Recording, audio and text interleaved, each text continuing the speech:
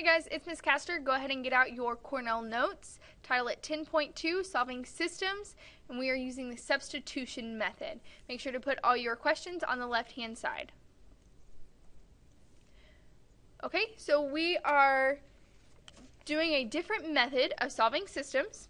So we use the substitution method when one of the equations has an isolated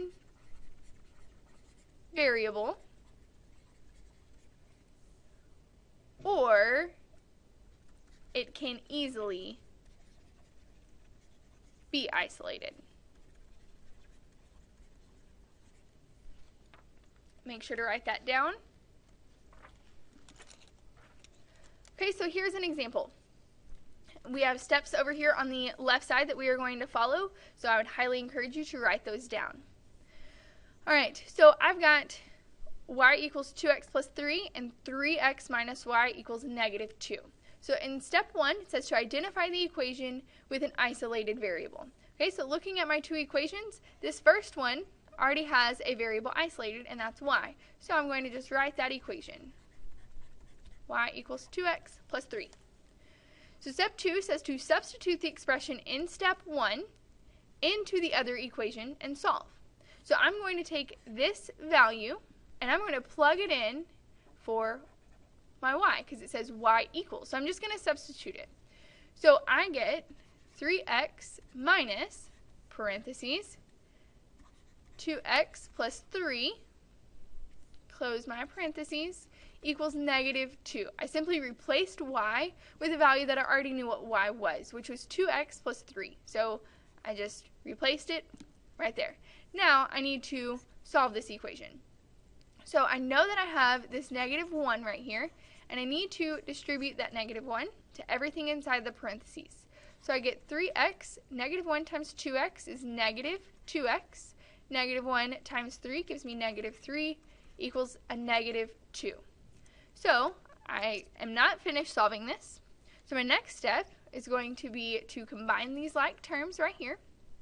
So I've got 3x minus 2x gives me x minus 3 equals negative 2. And x is still not solved for, so I'm going to add 3 and add 3. So I get x equals, I have negative 2 plus 3, so I get a positive 1. So that is part of my answer, but not the whole thing. Okay, so in step 3, it says to find the other coordinate by substituting the value from step 2, so this value right here, into either of the original equations. Well, I've already solved for x, so now I need to solve for y. I can plug this x value into either of these equations and solve for y, and I would get my y value for my ordered pair. However, I think that this equation, the y equals 2x plus 3, is going to be the easiest to solve for y. You can choose either one and you will get the same answer. So I'm going to show you using this equation. So I know that y equals 2 times my x value is a positive 1, and then the rest of the equation plus 3. So y equals 2 times 1 gives me 2 plus 3, so y equals 5. So that is the other part of my ordered pair.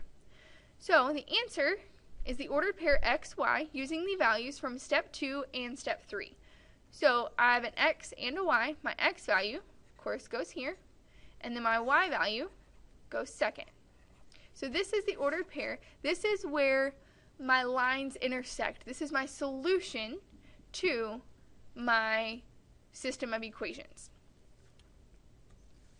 Okay, I'm going to do one more with you, and then you will do this one on your own. So we have x equals y plus 5. I know that that one is already isolated, so step 1 tells me to find the isolated equation.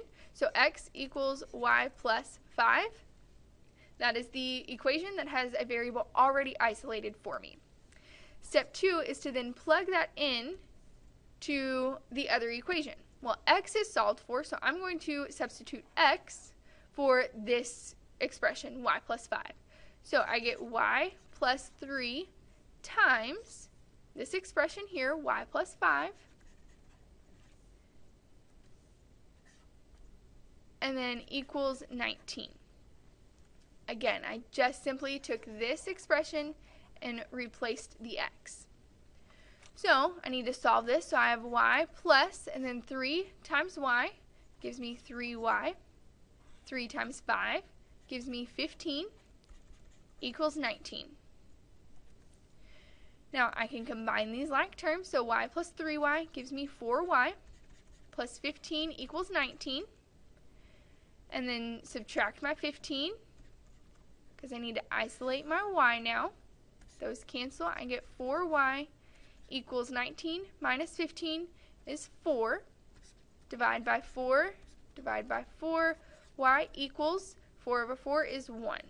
So that is part of my solution. Step 3 is to then replace this y value into either of the equations to solve for x. So I'm going to use this equation, x equals y plus 5, and I'm going to substitute this y value in order to solve for x. So x equals, I'm going to put this in parentheses, 1 plus 5. So I get x equals 1 plus 5 is 6. And then step 4 is to write my answer as an ordered pair. Well, my ordered pair would be 6, 1. So 6, 1 is where these two lines, these two equations, whenever they're graphed on a line, they intersect. That is the ordered pair that makes both of these statements true. Do number 3 on your own, bring that to class, and we will talk more about it when I see you.